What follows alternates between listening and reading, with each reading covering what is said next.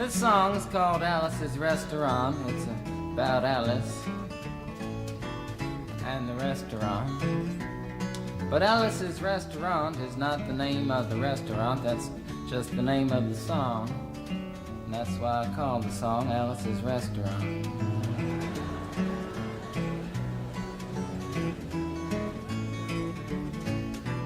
You can get anything you want at Alice's Restaurant.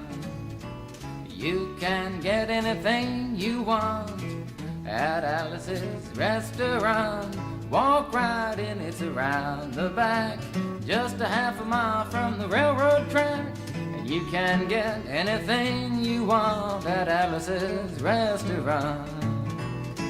Now it all started 2 Thanksgivings ago. It was on 2 years ago on Thanksgiving when my friend and I went up to visit Alice at the restaurant. But Alice doesn't live in the restaurant. She lives in the church nearby the restaurant in the bell tower with her husband Ray and Facha the dog. And living in the bell tower like that, they got a lot of room downstairs where the pews used to be. And having all that room, seeing as how they took out all the pews, they decided that they didn't have to take out their garbage for a long time. We got up there, we found all the garbage in there, and we decided it'd be a friendly gesture for us to take the garbage down to the city dump. So we took the half a ton of garbage, put it in the back of a red VW microbus, took shovels and rakes and implements of destruction, and headed on toward the city dump. Well, we got there, and there's a big sign and a chain across the dump saying closed on Thanksgiving, and we had never heard of a dump closed on Thanksgiving before, and with tears in our eyes, we drove off into the sunset looking for another place to put the garbage. We didn't find one till we came to a side road, and off the side of the side road was another 15-foot cliff, and at the bottom of the cliff was another pile of garbage. And we decided that one big pile was better than 2 little piles, and rather than bring that one up, we decided to throw ours down. That's what we did. Drove back to the church, had a Thanksgiving dinner that couldn't be beat, went to sleep and didn't get up until the next morning when we got a phone call from Officer Obie. Said, "Kid, we found your name on an envelope at the bottom of a half a ton of garbage, and just wanted to know if you had any information about it." And I said, "Yes, sir, Officer Obie, I cannot tell a lie. I put that envelope under that garbage." After speaking over for about 45 minutes on the telephone, we finally arrived at the truth of the matter and said that we had to go down and pick up the garbage and also had to go down and speak to him at the police officer station. So we got in a red VW microbus with the shovels and rakes and implements of destruction, headed on toward the police officer station. Now, friends, there was only 1 or 2 things that Obie could have done at the police station, and the first was that he could have given us a medal for being so brave and honest on the telephone, which wasn't very likely and we didn't expect it. Another thing was that he could have bawled us out and told us never to be seen driving garbage around the vicinity again, which is what we expected. But when we got to the police officer station, there was a third possibility that we hadn't even counted upon, and we was both immediately arrested, handcuffed. And I said, "Obie, I don't think I can pick up the garbage with these handcuffs on."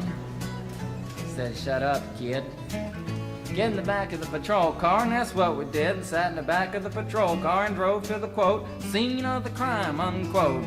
I want to tell you about the town of Stockbridge, Massachusetts, where this happened. Here they got 3 stop signs, 2 police officers and 1 police car, but when we got to the scene of the crime, there was 5 police officers and 3 police cars, being the biggest crime of the last 50 years, and everybody wanted to get in a newspaper story about it.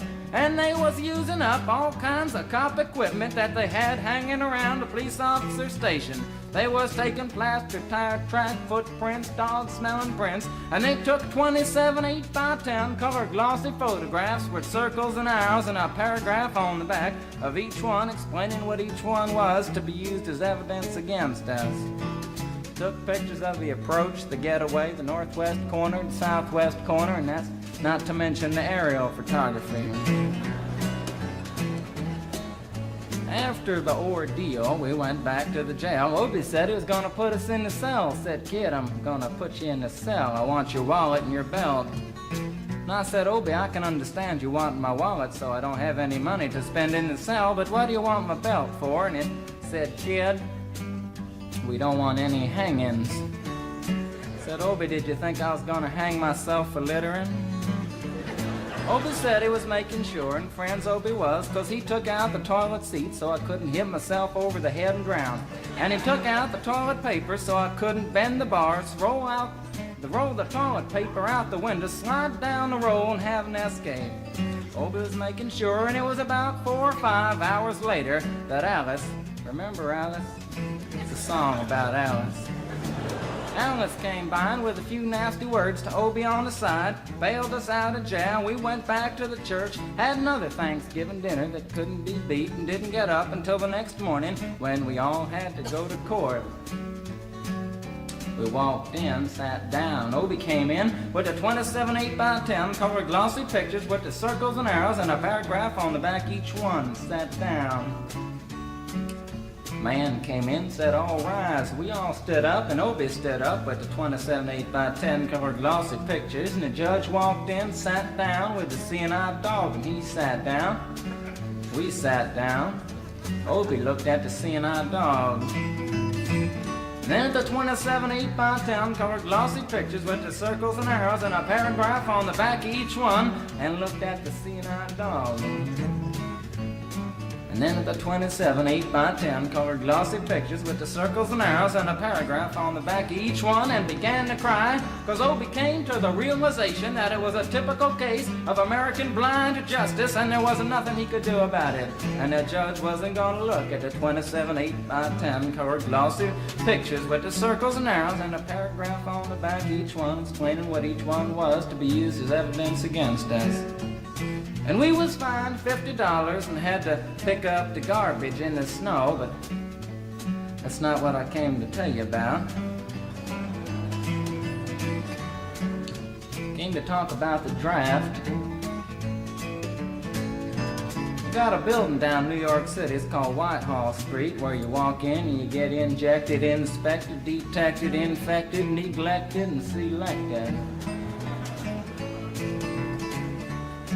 I went down to get my physical examination one day, and I walked in, I sat down, got good and drunk the night before, so I looked and felt my best when I went in that morning.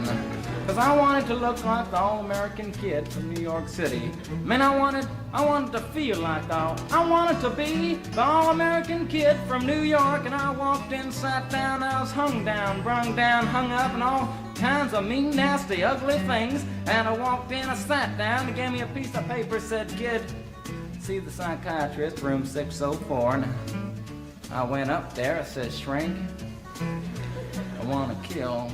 I mean, I want to kill. I want to see blood and gore and guts and veins in my teeth. Eat dead, burnt bodies. I mean, kill. Kill, kill, kill! And I started jumping up and down, yelling, kill, kill! And it started jumping up and down with me, and we was both jumping up and down, yelling, kill, kill! And the sergeant came over, pinned the medal on me, set me down the hall, said, you're our boy. Didn't feel too good about it. Proceeded on down the hall, getting more injections, inspections, detections, neglections, and all kinds of stuff that they was doing to me at the thing there. And I was there for 2 hours, 3 hours, 4 hours. I was there for a long time, going through all kinds of mean, nasty, ugly things, and I was just having a tough time there. And they was inspecting, injecting every single part of me, and they wasn't leaving no part untouched. Proceeded through, and when I finally came to see the very last man, I walked in, sat down after a whole big thing there, and I walked up and said, what do you want? He said, kid, we only got one question. Have you ever been arrested? And I proceeded to tell him the story of Alice's restaurant, Massacre, with full orchestration and 5-part harmony and stuff like that, and then all the phenomena stopped me right there and said, kid, did you ever go to court? I proceeded to tell him the story of the 27 8x10 colored glossy pictures with the circles and arrows and a paragraph on the back of each one. It stopped me right there and said, "Kid, I want you to go over and sit down on that bench that says Group W. Now, kid."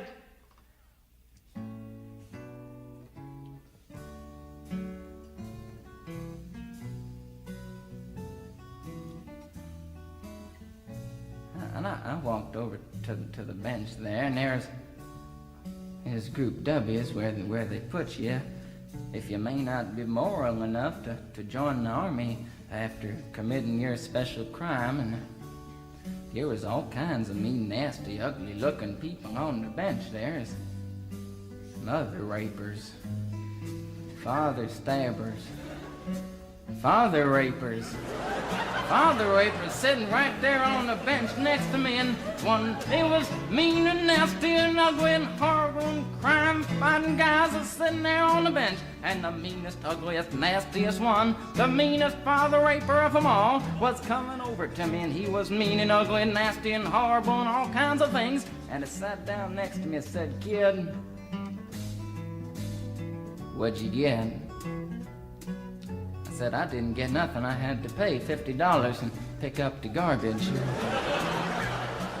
He said, "What were you arrested for, kid?" And I said, "Littering." And they all moved away from me on the bench there to carry eyeball and all kinds of mean, nasty things, till I said, "And creating a nuisance." And they all came back, shook my hand, and we had a great time on the bench talking about crime, mother stabbing, father raping, all kinds of groovy things that we was talking about on the bench. And everything was fine. We were smoking cigarettes and all kinds of things until the sergeant came over,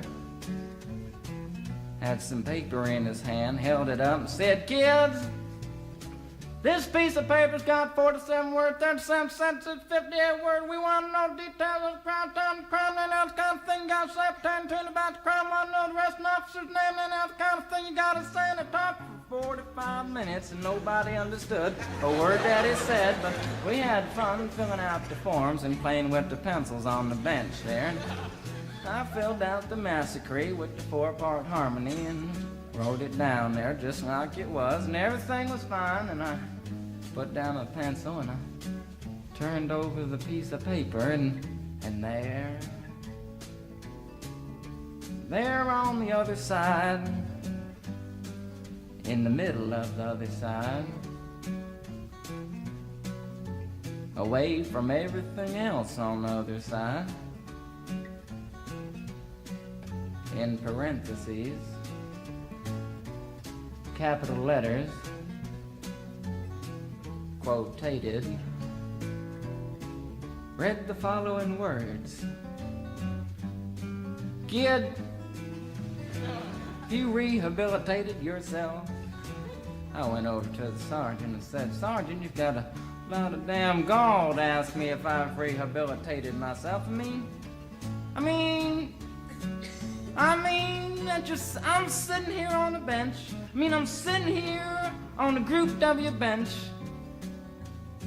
because you want to know if I'm moral enough to join the army, burn women, kids' houses, and villages after being a litter bug." He looked at me and said, "Kid, you don't like your kind.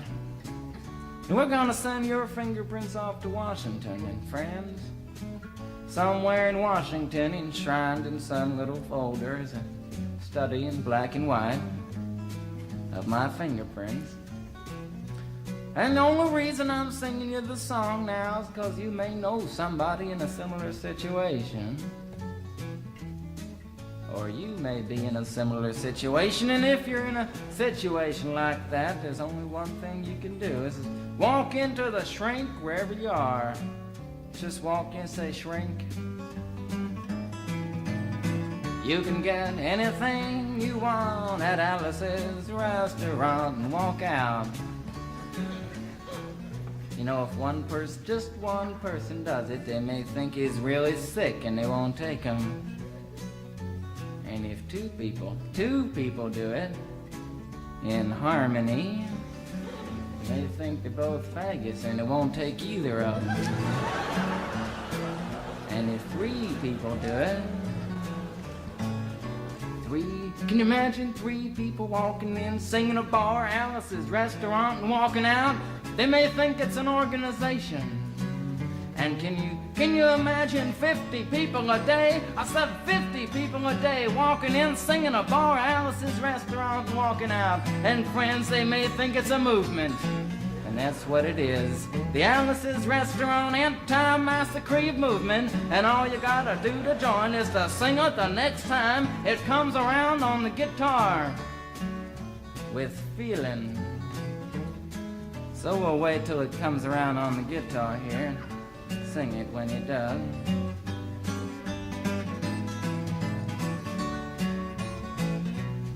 Here it comes.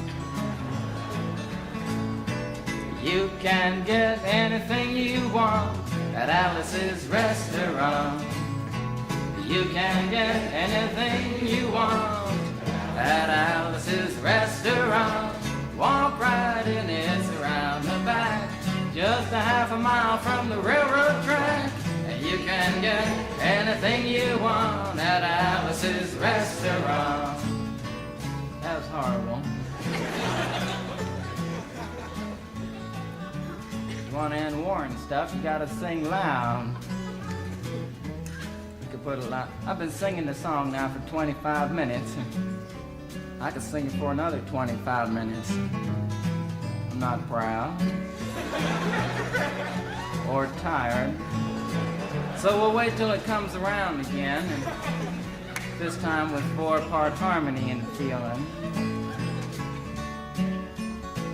We're just waiting for it to come around is what we're doing.